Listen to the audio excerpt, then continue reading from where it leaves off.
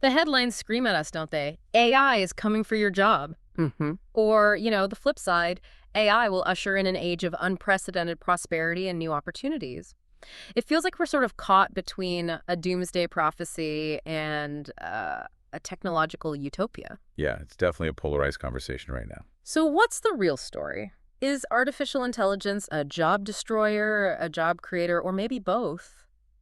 In a complex, evolving dance that's maybe harder to pin down than we think? I think that's much closer to the truth. It's rarely just one thing. Today, we're diving deep into that question. Our mission is really to cut through the noise, unpack the latest data and projections from a whole stack of sources. We're talking World Economic Forum, Goldman Sachs, MIT, the OECD, and even some candid insights from top company CEOs. Right. We want to try and identify who's most affected, explore the broader economic implications, and discuss potential societal responses. The goal is to give you a comprehensive, well-informed perspective on this, seismic shift. It's a truly critical discussion, yeah. And the truth, as always, is far more nuanced than any single headline. Definitely. We're sifting through a lot of different viewpoints and data points to understand not just what might happen, but what the current evidence suggests is already happening. Okay. And what we can reasonably project for the near future. It's about understanding the mechanisms of change, not just reacting to the loudest predictions.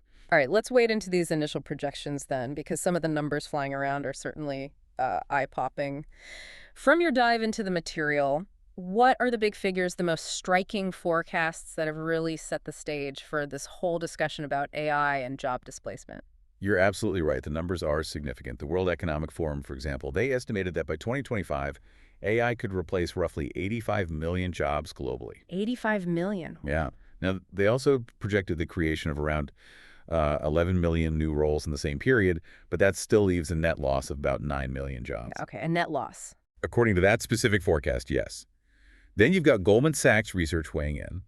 They project that AI could ultimately displace between 6 to 7% of the entire U.S. workforce if it's widely adopted. 6 to 7% of the U.S. workforce. Exactly. Their baseline estimates suggest about 2.5% of U.S. employment is currently at risk.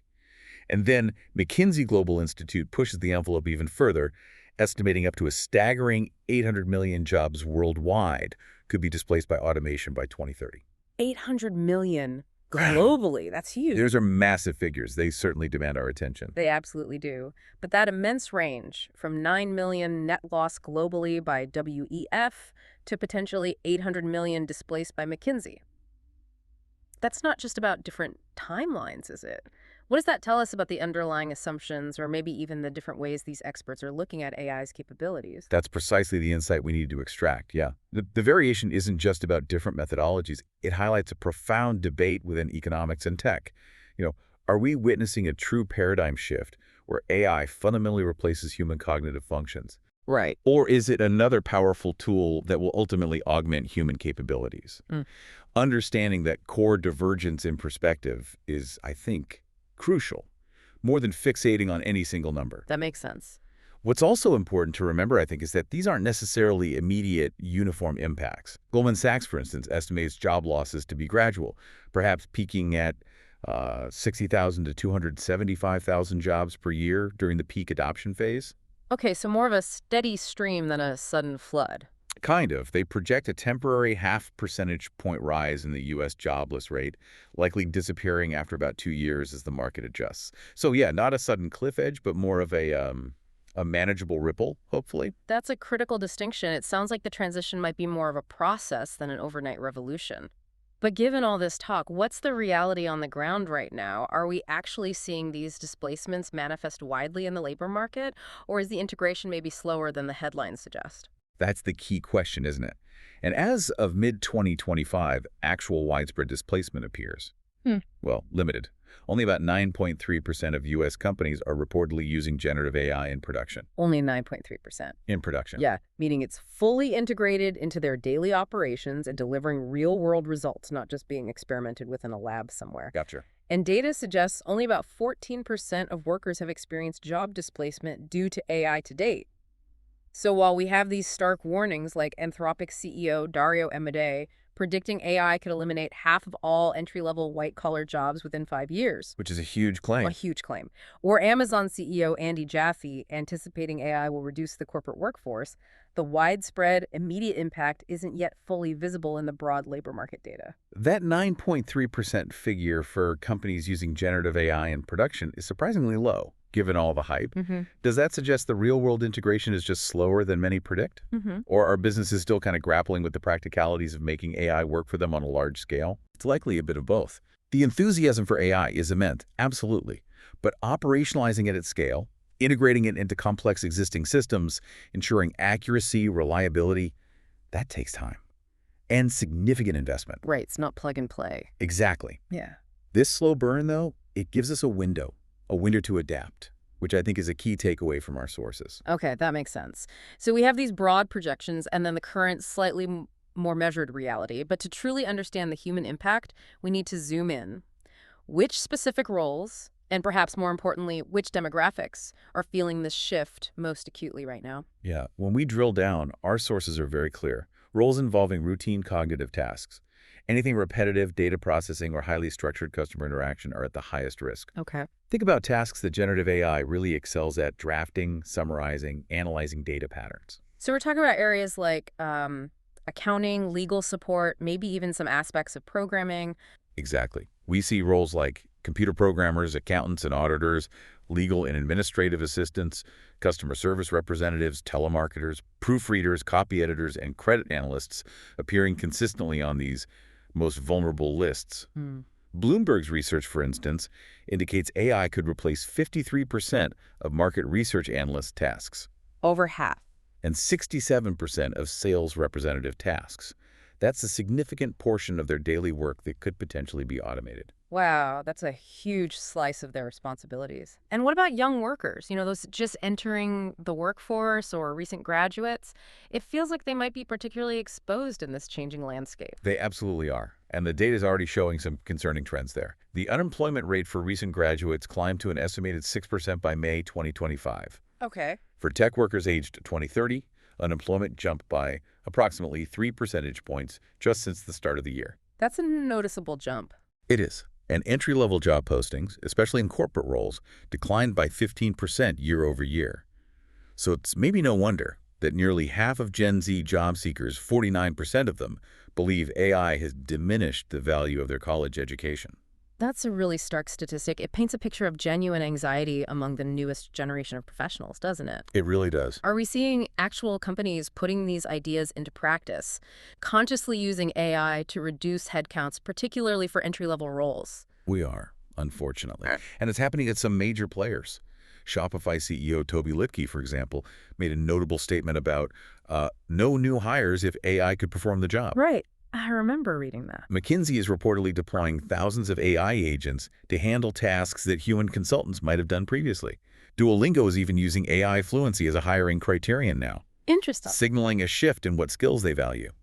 And both Microsoft and IBM have seen cuts in HR roles, with AI agents reportedly taking over some of those functions. So these are real-world shifts, not just hypothetical scenarios anymore. It's truly a different wave of automation affecting white-collar and entry-level jobs that you mentioned earlier. Exactly. It's not just the factory floor this time.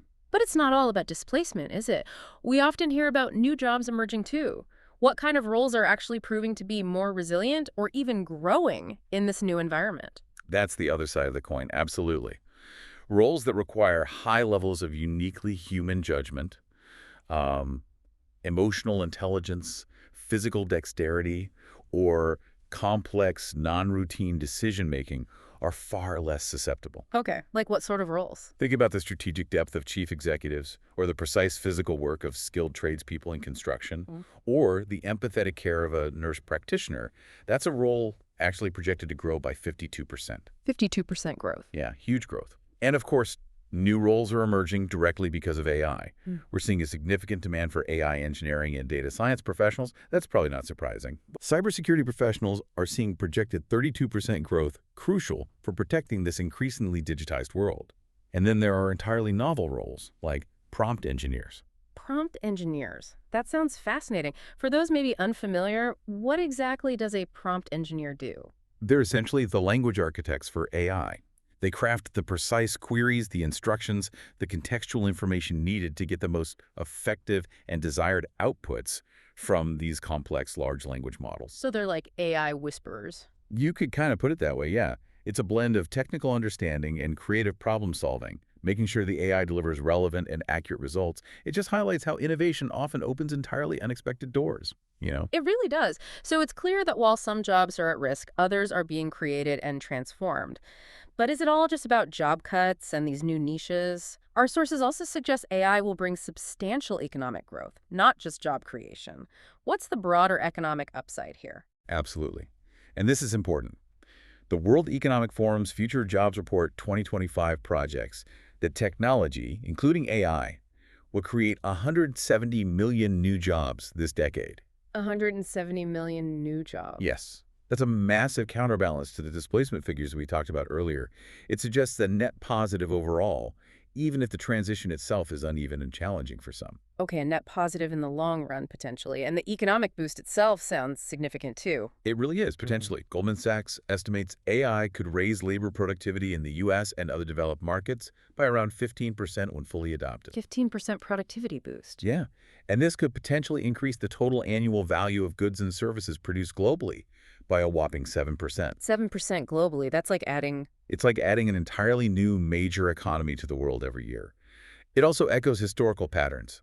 Goldman Sachs notes that approximately 60% of current U.S. jobs didn't even exist back in 1940, Right.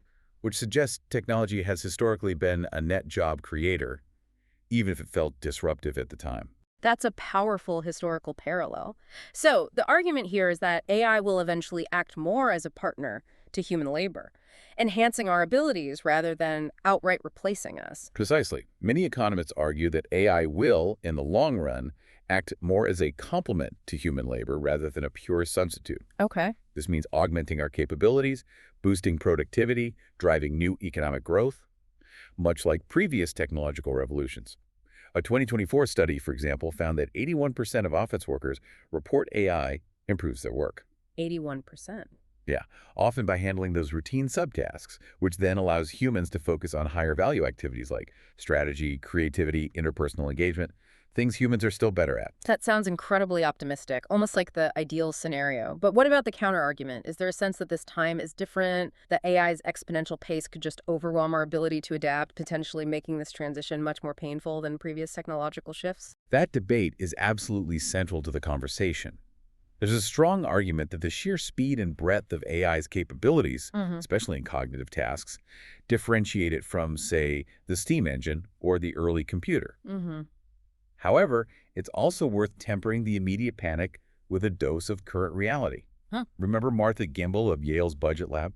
She famously said, looking at the data as of mid-2025, there's no sign, it is a flat line until kingdom come. Right, referring to the job loss data. Exactly. If you were at a hospital and you saw that line, you go, that patient is dead. Her point was there's a lack of clear, widespread data yet on job loss directly attributable to AI. Okay.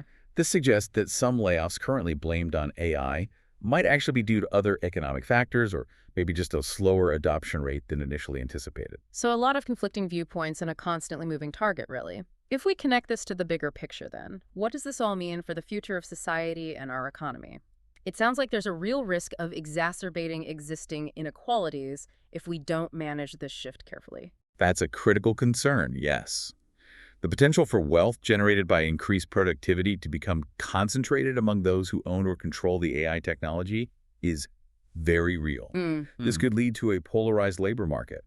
On one side, you've got high-paying technical jobs for those building and managing AI. On the other, maybe low-paying, non-automatable service jobs. And the middle class could shrink. Worsening income inequality. It certainly could, yeah. Yeah. That's a major risk highlighted in the sources. And beyond income, there are the broader societal risks too, aren't there? Like long-term unemployment or underemployment for displaced workers who maybe lack access to retraining. That could lead to significant social disruption. Absolutely. And our sources even highlight geopolitical implications, like the potential for a protracted tech war between the U.S. and China as they compete fiercely for AI dominance. Indeed. All of these are serious considerations, which raises the important question, how do we manage this transition ethically and equitably? Policy responses are going to be absolutely crucial. What kind of policies are being discussed? Well, experts recommend strengthening social safety nets. For one, maybe providing universal basic income, or UBI. Which is still quite controversial. Very controversial, but Yeah. part of the discussion. And investing heavily in retraining programs. Our sources project a staggering 120 million workers will need retraining in the next 3 years alone. 120 million. That's an enormous undertaking. And what about the role of companies in all this? Is there a corporate responsibility component here beyond just policy? Definitely. Corporate responsibility is key. We need to encourage companies somehow to reinvest a portion of their productivity gains into workforce development and retraining, rather than simply cutting headcount to boost profits. Is that realistic, though? Well, look at British Telecom. They plan to cut 10,000 jobs over 7 years using AI and automation. That kind of move underscores the need for transparent transition strategies and, frankly, robust employee support during such shifts. It can't just be about the bottom line. Ultimately, the emphasis really shifts back to uniquely human-centric skills: communication, leadership, critical thinking, collaboration, creative thinking, resilience, flexibility, and a commitment to lifelong learning. These are increasingly prioritized by employers. Because AI can't easily replicate those. Exactly. Those are our greatest assets in this evolving landscape. So as we wrap up this deep dive, it's really clear the picture of AI's impact on employment is far more complex than any simple headline suggests. It's not just about jobs being replaced, it's about jobs being created, others being profoundly enhanced, entire sectors undergoing a massive transformation. Mhm. The true impact is still unfolding, isn't it? With conflicting views and significant uncertainties, but the direction of change seems pretty undeniable. Absolutely. The future of work with AI, it's not predetermined. It really will be shaped by the choices we make as individuals, as businesses, and as societies. It's about proactive adaptation, strategic investment in human potential, and a thoughtful approach to policy and corporate responsibility. As you reflect on this deep dive, maybe consider this. If AI truly amplifies human capabilities, shifting us away from routine tasks towards higher value, human-centric work, what does that mean for how we define value itself in the future? And maybe more importantly, how prepared are our education systems right now to actually foster these uniquely human skills?